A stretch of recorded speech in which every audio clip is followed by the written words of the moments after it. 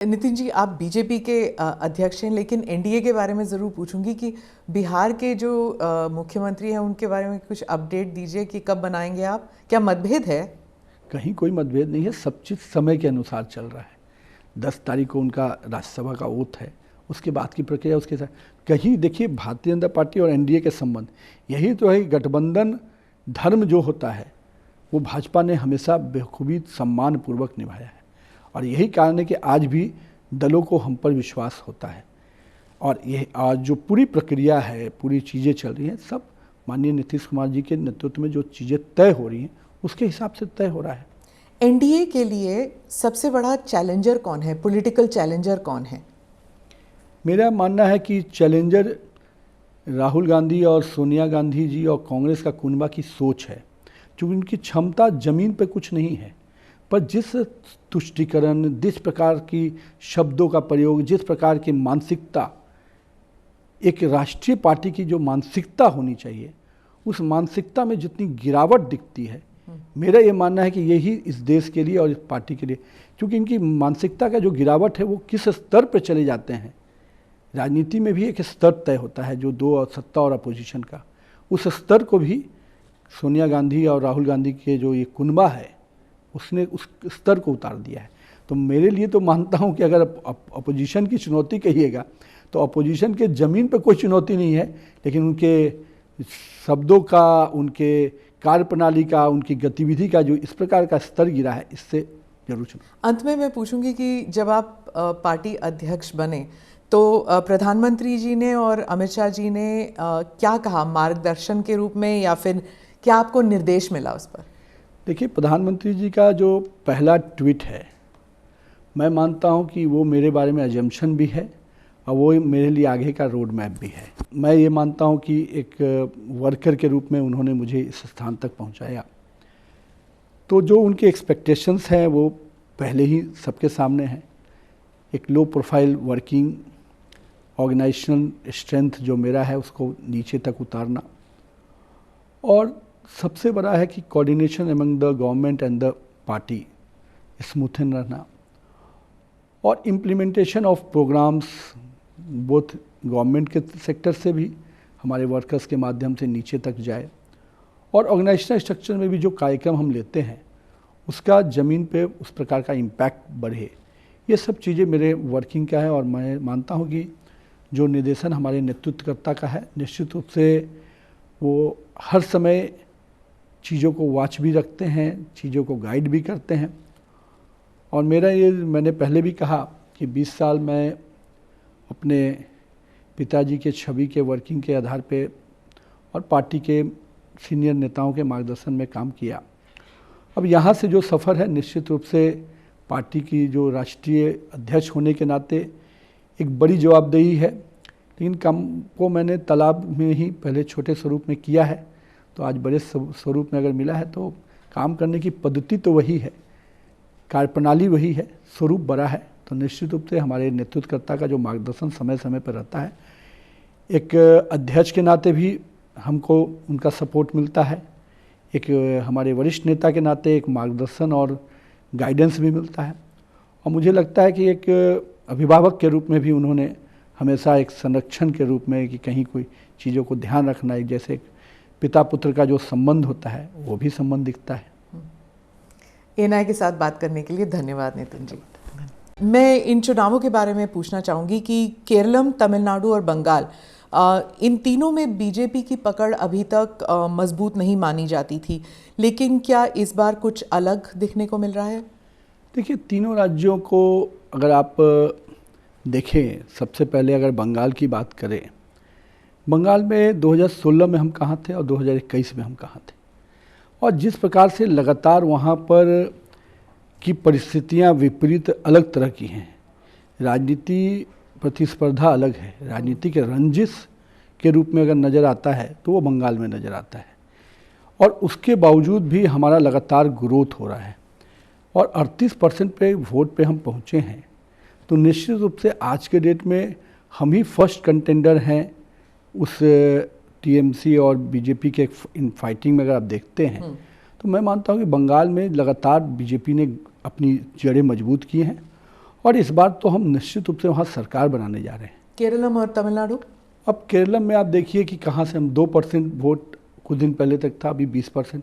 अभी हमने local body चुनाव में जिस प्रकार से मेयर तिरुवनंतपुरम जैसे बड़े सेंटर पे हमारा बनना, और कहीं ना कहीं इस बार जो चुनाव है, मैं मानता हूँ कि बीजेपी के जो बहुत लंबे समय तक एलडीएफ यूडीएफ की मैच फिक्सिंग गेम चलती थी, उससे इस बार केरलम की जनता बाहर आना चाहती है। आप किसकी वोट काटेंगे केरलम में? हम तो मानते हैं कि हम अपना वोट बैंक बढ़ा रहे हैं, और मैं मानता हूं कि जनता के सामने जो विकल्प नहीं था, आज सामने से भाजपा के रूप में एक विकल्प दिख रहा है। मैं कई रोड शो और बाकी कार्यक्रमों में गया, जिस प्रकार से पल्स है, डेफिनेटली भाजपा अब सामने से नजर आ रही है। तो राहुल गांधी कहते हैं कि आपकी और एलडीएफ की एक दूसरे के साथ एक सेटिंग हो गई है। राहुल गांधी जी का जो ज्ञान का अध्ययन है इतना कमज़ोर है। अगर आप देखिए कि इसी एलडीएफ और यूडीएफ का कम्बिनेशन देश भर में, बंगाल में चुनाव लड़े, पिछला चुनाव साथ में 10 वर्षों तक दिल्ली में सरकार चलाए, उन्हीं के समय की सरकार थी। बगल के तमिलनाडु में अलायंस में रहते हैं। तो मेरा ये मानना है कि ये बातें किसको बता रहे हैं?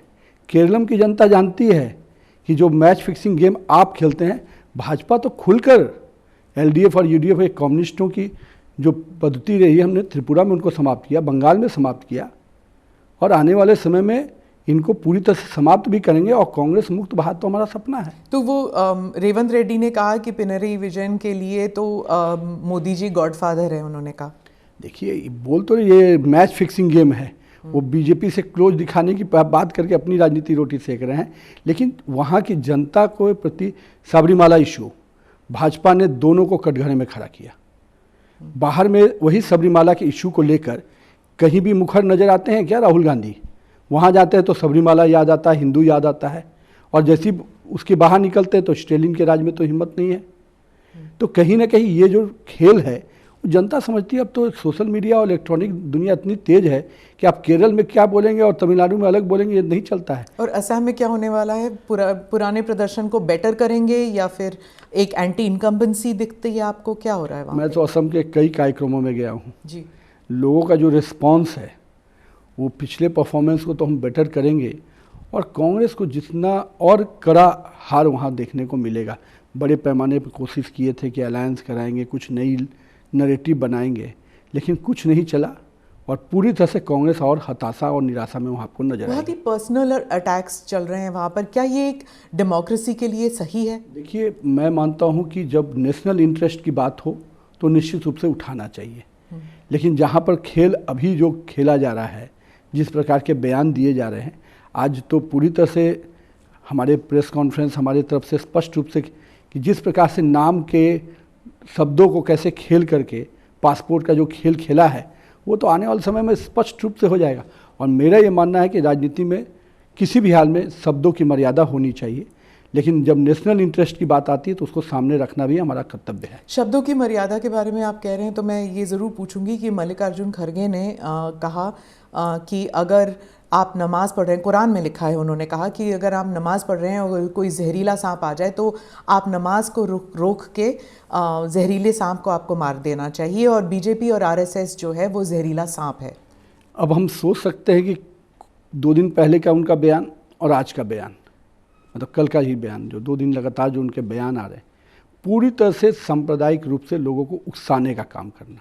और दूसरी बात, कितनी मतलब ओछी सोच है कि लोगों को इस प्रकार से आक्रोशित करना, और जिस प्रकार का बयान राष्ट्रीय अध्यक्ष के रूप में दे रहे हैं, मुझे लगता है कि राहुल गांधी जी इतनी उनको समझाते हैं, वो जाकर वहाँ पर कुछ शब्द का और अलग उपयोग करते हैं। चूँकि कांग्रेस की प्रथा रही है, ऐसे ऐसे शब्दों का प्रयोग करते हैं जिससे कि समाज में विभक्त रूप नजर आए। लेकिन मेरा ये मानना है, कांग्रेस ने जब जब ऐसे शब्दों का प्रयोग किया है, जनता ने हमको जीत का माला पहनाया है। तो आप कह रहे हैं कि चेला गुरु को सिखा रहा है? अब चेला गुरु जो आप समझ सकते हैं, जिसके रिमोट से चलने वाला व्यक्ति कौन चेला है कौन गुरु, राहुल और सोनिया गांधी जी और उनका जो परिवार है, कुनबा है, ये कुनबा किसी भी व्यक्ति को रिमोट से चलाता है, सिस्टम से। उनको उतना ही बोलना होता है। खड़गे जी बेचारे सज्जन व्यक्ति हैं, कम से कम इस तरह के मर्यादा के शब्दों का प्रयोग नहीं करते थे। तो गांधी परिवार का शब्द था, अब खड़गे जी के मुंह में से डाल के बुलवाया जा रहा है। खड़गे जी केरलम में कह रहे हैं कि यहाँ पर जो हैं वो शिक्षित और समझदार लोग रहते हैं और गुमराह नहीं कर सकती बीजेपी ऐसे लोगों को। उन्होंने ये भी कहा कि गुजरात नहीं है ये, तो आप ऐसे बयानों को कैसे देखते हैं, क्योंकि क्या इससे क्षेत्रीयकरण नहीं बढ़ता? मैं ये मानता हूँ कि गुजरात की उन्होंने उदाहरण दिया, उसी गुजरात से सरदार पटेल और महात्मा गांधी भी आए, और उसी गुजरात के व्यक्तित्व को आज देश ने इतना आशीर्वाद दिया है कि देश के प्रधानमंत्री नरेंद्र मोदी जी आज पूरे देश को आगे लेके चल रहे हैं विकास के मायने पे, कई पैमाने पे। मैं ये मानता हूँ कि ये उनकी नाकामी जहाँ उनको दिखती है वहाँ नासमझी समझ में आती है, वहाँ अज्ञानता नजर आती है। जहाँ उनको सफलता मिलती है वहाँ ज्ञानी व्यक्ति आ जाते हैं। तो ये उनकी नासमझी है। जनता तो देख रही है कि जहाँ जहाँ वो हारते हैं तो कभी ईवीएम को दोष देते हैं, कभी जनता को दोष देते हैं। थोड़ा दोष अपने माथे पर रखते तो कुछ नया सीख के आते। अध्यक्ष जी, ये जो क्षेत्रीयकरण है इन चुनावों में बहुत कुछ देखने को मिला है, क्योंकि बंगाल में भी यही कहा जाता था कि कहा जाता है कि अमित शाह जी और मोदी जी जो हैं वो बाहरी हैं, और ये भी कहा गया कि अमित शाह जी अगर आ रहे हैं बंगाल में तो शाकाहारी भोजन तो मिलेगा नहीं, तो वो नॉनवेज खाना चाहिए उन्हें, ऐसे भी कहा जाता है। देखिए, भारतीय जनता पार्टी शुरू से एक पॉलिसी पर काम की कि हम राष्ट्र प्रथम की बात करते हैं, लेकिन ये जो क्षेत्रीयवाद करने का पर्पस ही यही होता है कि भाजपा की राष्ट्रवाद को कमज़ोर करने का। लेकिन ये राष्ट्रवाद के अंदर ही क्षेत्र है, उनके लिए दिक्कत है कि वो क्षेत्र के अंदर राष्ट्र नहीं देख पाते हैं। और मेरा ये मानना है कि ये खेल एक आध बार चलता है। आज देश के कई राज्यों में जो इस तरह की चीजें पनपी, आज भाजपा के प्रति समर्थन और हमको विश्वास फिर से मिला। और मैं मानता हूँ कि बंगाल इस बार पूरी तरह से बंगाल को ही बचाने की लड़ाई है, और बंगाल के लोग इस बार लड़ाई लड़ रहे हैं। और कोई प्रधानमंत्री जिस राज्य से समर्थन मिलता है तब वो प्रधानमंत्री बनते हैं, और गृह मंत्री किसी राज्य का व्यक्ति नहीं होता, पूरे राष्ट्र का होता है। ये समझदारी अगर हमारे क्षेत्रीय दलों को नहीं आती, और ममता तो शुरू से यही बंगाल के सेंटिमेंट को खेल कर राजनीति करना चाहिए। आज जिस मुद्दे से उनको सत्ता मिली, न वहाँ रोजगार है, भ्रष्टाचार चरम पर है, अराजकता का बोलबाला है, लोकल गुंडागर्दी जो अपने आप में किसी भी राज्य में उतने तूती नहीं बोलता हो जितना टीएमसी के गुंडे अड्डा की राजनीति कर रहे हैं। तो कहीं ना कहीं आम जनमानस से जो वसूली है वो देश में किसी भी राज्य में नहीं हो जितना बंगाल में।